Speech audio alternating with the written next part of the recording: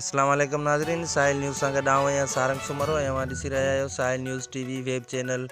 ठट्टो PP Thatta जे अॻुवाण अली शेर बिरोई जे नौजवान पुट पंहिंजो पाण खे पिस्टल जा फायर करे ज़िंदगी जो अंत आणे छॾियो।